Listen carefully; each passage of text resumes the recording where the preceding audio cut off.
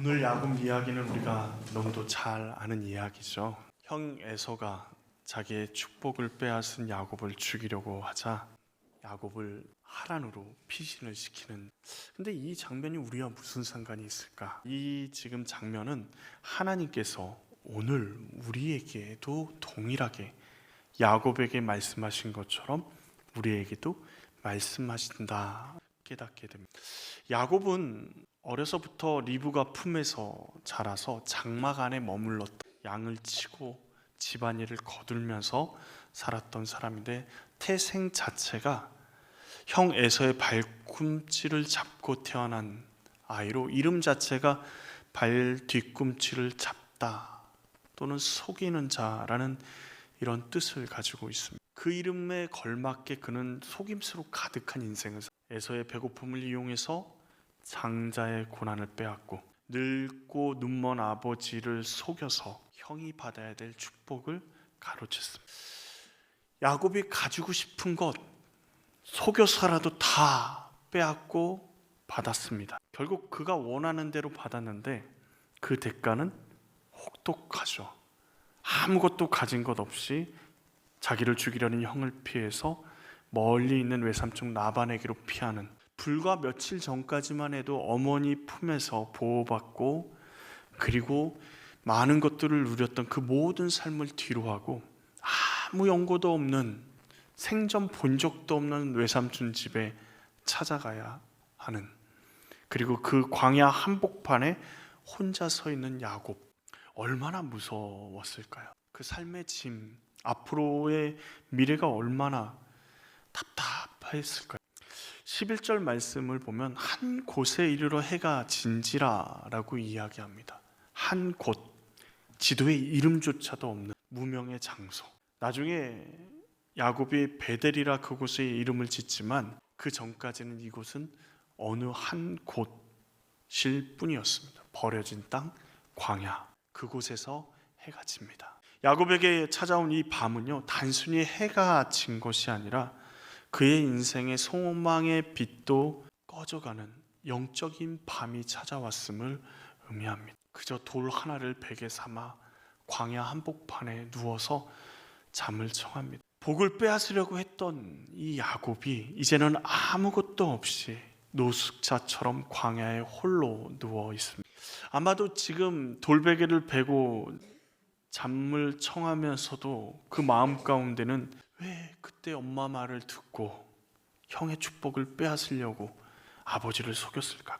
그때 그것만 안 했어도 라는 생각과 함께 후회와 자책, 그리고 지금 자신의 현 주소를 보면서 절망했을 것입니다. 그런데 우리가 기억해야 되는 것은 인간의 해가 져 우리 인생의 밤이 찾아올 때 그곳이 하나님의 은혜의 해가 떠오르는 장소가 된다라는 것입니다. 광야 바닥에 쓰러진 야곱에게 하나님이 꿈에서 뭘 보여주셨죠? 하늘에 닿는 사닥다리를. 이 사닥다리는 단순히 꿈의 이미지가 아니라요, 신약 성경에까지 이어지는 관통하는 놀라운 하나님의 말씀입니다. 하늘과 땅을 잇는 통로. 요한복음 1장에 보면 나는 하늘에 올라가고 내려오는 하나님의 사자들을 너희가 볼 것이다. 모든 것이 끊어진 것 같은 이 야곱의 인생과 하나님의 세계가 어떻게 되고 있어요? 연결되고 있음을 보여줍니다.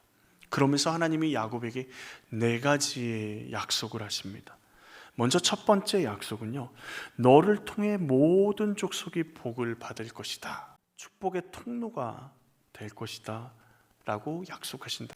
근데 오늘 말씀 어디를 찾아봐도요, 야곱을 만난 하나님께서 야곱을 책망하지 않는다라는 겁니다. 야곱에게 너 왜 형을 속였어? 왜 눈먼 아버지를 이용했냐?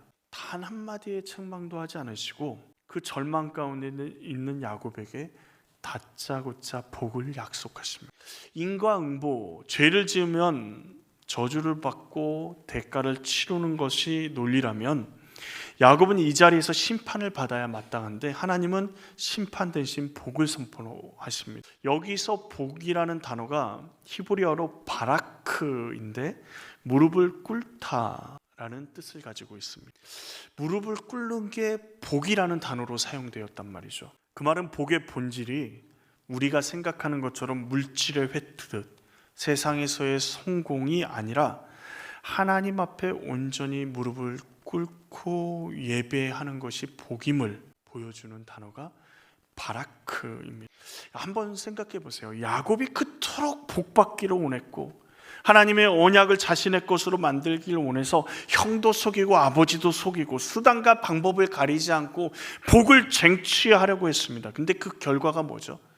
도망자의 삶이었습니다. 복을 빼앗으려 할 때는 오히려 그 모든 것을 잃어버립니다. 그런데 지금 아무것도 없는 광야 한복판에 쓰러져서 절망하고 있는 그에게 하나님이 비로소 복의 통로로 야곱을 세우는 것을 보게 됩니다. 복은 쟁취하는 것이 아니라 하나님 앞에 항복할 때 주어지는 선물이었던 것이죠. 또 하나 생각할 것은 하나님은 야곱을 도덕적으로 능력이 재능이 완벽해서 그를 선택한 것이 아니라는 거예요. 부족하고 굴곡지고 남을 속이기나 하고 그런 약삭빠른 야곱이지만 그런 연약함 가운데도 야곱이 한 가지 가지고 있었던 것은 하나님에 대한 사모함이었습니다. 비록 그 사모함, 그 갈망이 잘못된 방향으로 표출되어서 형도 속이고 아버지도 속였지만 하나님은 그 갈망을 인정하시고 그 마음을 붙잡아 주신 것입니다. 우리의 부족함이 하나님의 복을 막아낼 수가 없습니다. 오히려 우리의 부족함이요 하나님의 은혜가 가장 풍성하게 머무는 통로가 됩니다. 두 번째 하나님이 약속하신 건 뭐냐면 내가 너와 함께 있어. 임마누엘의 하나님을 약속하십니다. 이 말씀에서 함께 있다라는 말을 하나님께서 강조해서 말씀하시죠. 야곱은 여태까지 어떻게 하려고 했죠? 소유하려고 했습니다. 복을 자신의 것으로 소유하려고 해요. 장자의 고난을 소유하려고 해요. 아버지가 주시는 그 축복을 내 것으로 소유하려고 했습니다. 그런데 하나님은 지금 야곱의 소유가 되겠다라고 말씀하지 않으시고 뭐라 그러세요? 너와 함께 하겠다. 존재로 동행하시겠다. 내게 뭘 줄게 라고 말씀하시는 것이 아니라 내가 너와 함께 있을게 라고 말씀하고 계십니다. 야곱에게 집도 없죠. 재산도 없죠. 보호해 줄 사람도 없습니다. 미래는 막막합니다. 뭘 해야 될지도 모르겠어요. 그런 야곱에게 하나님께서 가장 필요한 것을 채워주시는데 야곱과 함께 하라고 말씀하시는 겁니다. 그런데 이 동행은요, 하나님의 동행하심, 함께 하심은요 조건이 붙지 않았다라는 사실이 놀랍습니다. 야곱아, 내가 앞으로 나에게 잘하면 너와 동행할게, 너와 함께 할게 하지 않으셨습니다. 놀랍게도요, 하나님은 야곱이 라반의 집에서 속임을 당하고 착취를 당할 때도 그와 함께 하셨습니다. 돌아오는 길에 형 에서를 다시 만나 두려움에 떠는 그에게도 함께 하셨습니다. 약속은 변하지 않았어요. 야곱의 자격에 근거한 것이 아니라요, 하나님의 동행하심은 하나님의 신실함에 근거하는 동행이기 때문에 우리의 어떠함과 야곱의 어떠함과 상관없이 하나님은 함께 하십니다. 이 약속을요 예수님이 다시 하십니다. 마태복음 28장에 예수님이 승천하시면서 하신 약속이 있죠. 내가 세상 끝날까지 너희와 어떻게 해요? 항상 함께 있으리. 우리에게 내주하시는 성령님은 우리가 죄책감에 시달릴 때, 죄악의 자리에 있을 때, 실패의 자리에 있을 때, 또 성공의 자리에 있어서 자만할 때, 교만할 때, 그 어떤 자리에서도 너무 지쳐서 기도할 수 없을 때조차도 주님은 우리와 함께 하시며 탄식하시고 함께 울기도 함께 기뻐하시기도 하신다라는 것입니다. 현대인의 가장 큰 질병은 뭐라고 생각하십니까? 고독이 아닐까 싶습니다. SNS에 수백 명이 연결되어 있고 붐비는 카페 한복판에서 수다를 떨며 앉아있지만 문득 우리 안에 드는 생각은 뭐죠? 나는 혼자다 라는 생각이 들 때가 많습니다. 그러나 우리가 가장 혼자라고 느끼는 그 자리가요, 사실은 하나님의 임재가 가장 밀도 있게 임하는 시간이고 장소인 것을 야곱을 통해서 보게 됩니다. 생각해 보십시오. 다 없는 것 같아요. 가족도, 친구. 그런데 그 가운데 우리에게 함께 세상 끝날까지 항상 동행하신다는 분이 누구세요? 성령 하나님이십니다. 다 없는데 하나님과 1대1로 만날 수 있는 그 시간이 언제예요? 내가 혼자라고 느끼는 그 시간. 놀랍게도 야곱은 알지 못했을 뿐 하나님은 그 광야 한복판에 아무도 없는 그곳에 이미 야곱과 함께 하시고 계십니다. 야곱이 모르니까 어떻게 하세요? 이제 내가 함께 할게, 너와 동행할게, 항상 너와 함께 있을 거 알려주십니다. 약속으로, 언약으로 말씀해 주십니다. 세 번째 약속은 뭐죠? 내가 어디로 가든지 너를 지키며 조건 없는 보호를 약속하십니다. 광야는 사방이 뚫려 있는 위험한 공간입니다. 밤이 되면요 들짐승이 돌아다닙니다. 낮에는 떼약볕과 갈증으로 사람이 지칠 수밖에 없는 곳이 광야입니다. 더구나 야곱은요 누구를 피해 도망가고 있습니까? 자기를 죽이려고 하는 형을 피해 도망가고 있습니다. 언제 형이 쫓아올지 모른다라는 그 두려움, 그 압박감이 도망가는 내내 그를 괴롭히고 그의 마음의 두려움으로 다가올 것입니다. 그런 야곱에게 하나님은 어디로 가든지 지키겠다라고 약속하십니다.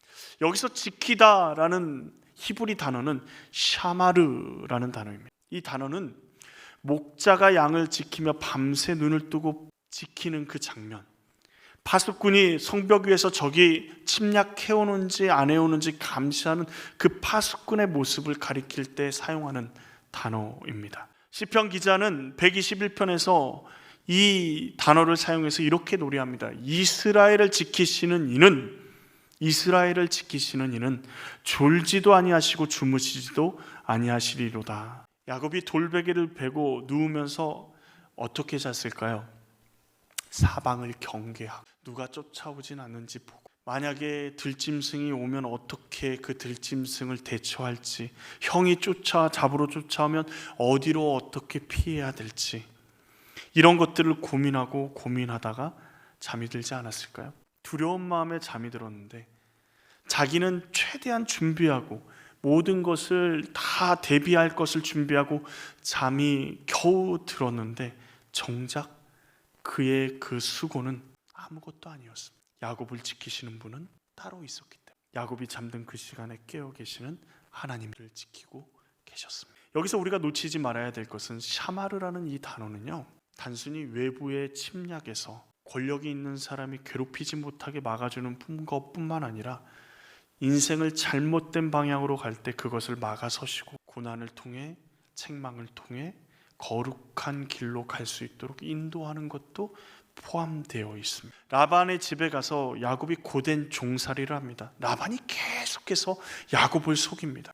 그런데 그 모든 과정이요, 말씀을 묵상하다 보니까 하나님께서 속이는 자 야곱을요 하나님의 사람 이스라엘로 변화시키는 과정이었다. 때로는 고난 자체가 너무 힘들어서 하나님 정말 살아계십니까? 나를 보호하신다면 이럴 수는 없습니다 라고 우리는 이야기하고, 하나님이 살아계시지 않는 증거를 자신이 당하는 어려움이나 고난으로 이야기하는 사람들도 있습니다. 그러나 하나님의 살아계심의 증거가 그 고난이고 그 어려움이라는 사실을 우리는 깨달아야 합니다. 우리가 완전히 파멸되지 않는 이유도, 우리에게 능력이 없어도 이 고난 가운데 견딜 수 있고 앞으로 나아갈 수 있는 이유도, 하나님이 졸지도 주무시지도 않고 우리를 눈동자와 같이 지켜주시기 때문에 우리가 견딜 수도 이겨낼 수도 있는 것입니다. 네 번째 약속은요, 너를 이끌어 이 땅으로 돌아오게 하리라 라고 하나님이 약속하십니다. 목적지가 있는 인도를 약속하세요.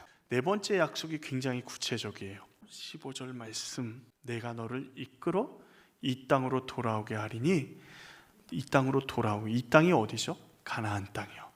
내가 내게 허락한 것을 다 이루기까지 너를 떠나지 아니하리라. 야곱이 지금 앞으로 가야 될 길이 600km가 넘습니다.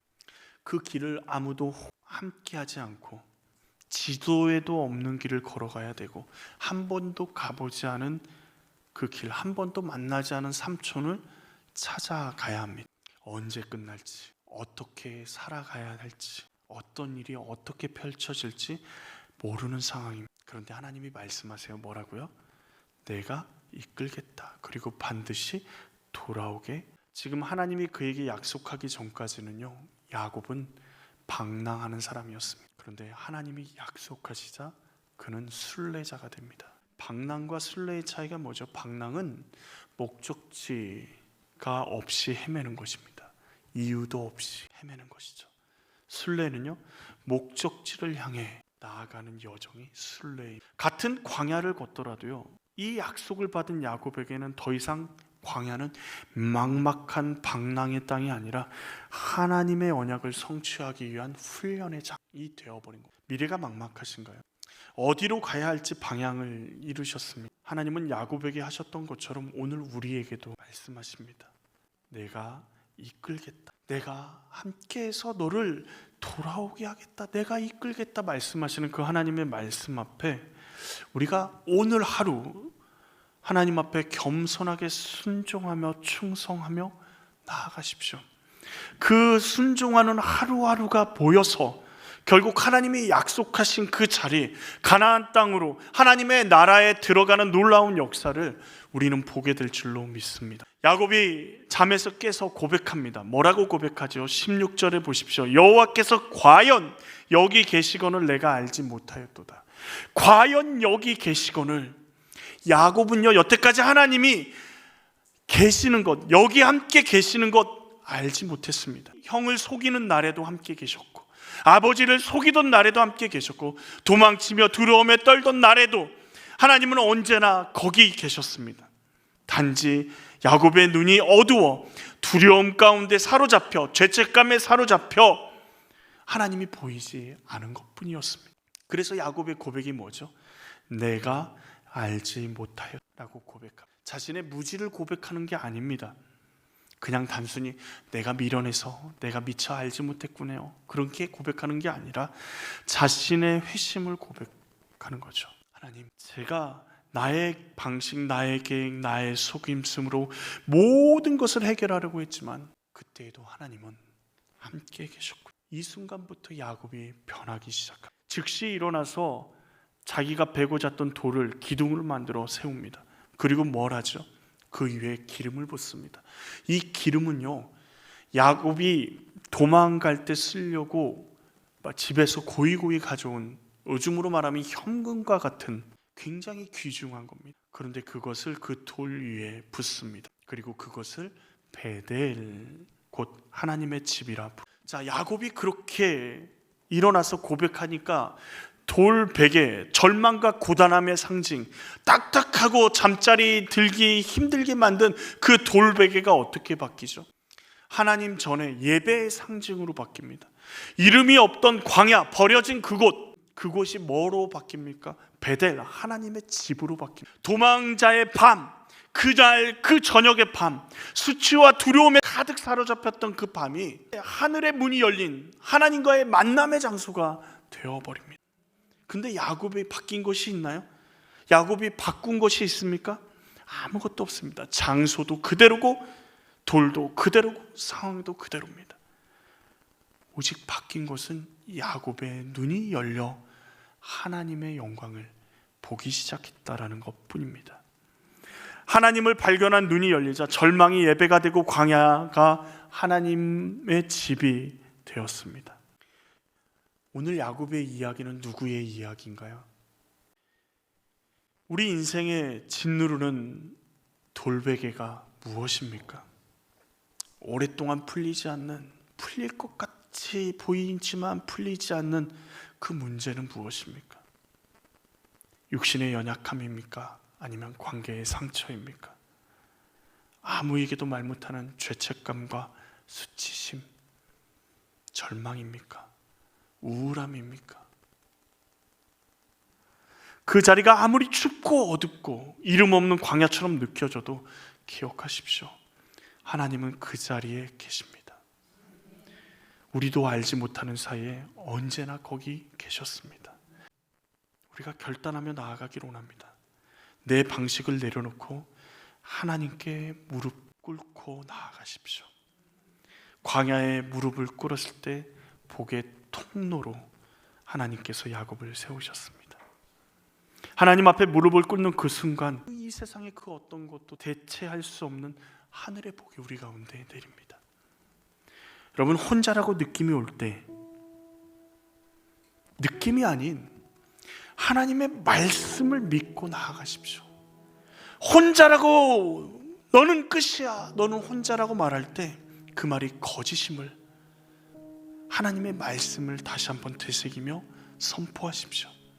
하나님께서 말씀하십니다. 내가 너와 함께 있다. 이 약속은 야곱에게만 있는 것이 아니라 오늘 우리에게도 동일하게 하나님이 말씀하십니다. 외로움이 찾아오거나 홀로 있는 것이 찾아올 때 느낌이 사실이 아닙니다. 우리는 절대 혼자 있을 수 없습니다. 내가 세상 끝날까지 항상 너희와 함께 있겠다 약속하신 성령 하나님이 우리와 함께하고 계십니다. 여러분의 인생의 돌베개가 무엇입니까?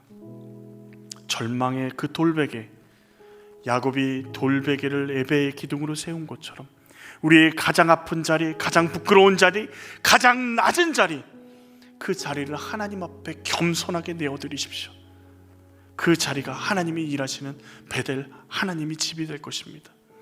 우리 인생의 광야 어딘가에 돌베개를 베고 누워있는 영혼이 있다면 야곱이 들은 그 음성을 우리 심령에 들려지기까지 하나님 앞에 나아가십시오. 내가 너와 함께 있어 너를 지키며 이끌어 돌아오게 하리라. 우리의 모든 광야가 베델이 되기를 원합니다. 우리의 모든 돌베개가 예배의 기둥이 되기를 원합니다. 우리 인생의 모든 어두운 밤이 하나님을 만나는, 임마누엘의 하나님을 경험하는 거룩한 시간이 되기를 원합니다. 우리를 지키시는 분이 누구시죠? 하나님이십니다. 낮에도 밤의 달도 우리를 해치지 못합니다. 너의 환난을 하나님이 명쾌하시고 너를 지키시겠다라고 우리에게 말씀하십니다. 우리가 해야 될 것은 뭐죠? 하나님을 바라보는 것입니다. 전능하신 하나님을 바라보는 것입니다.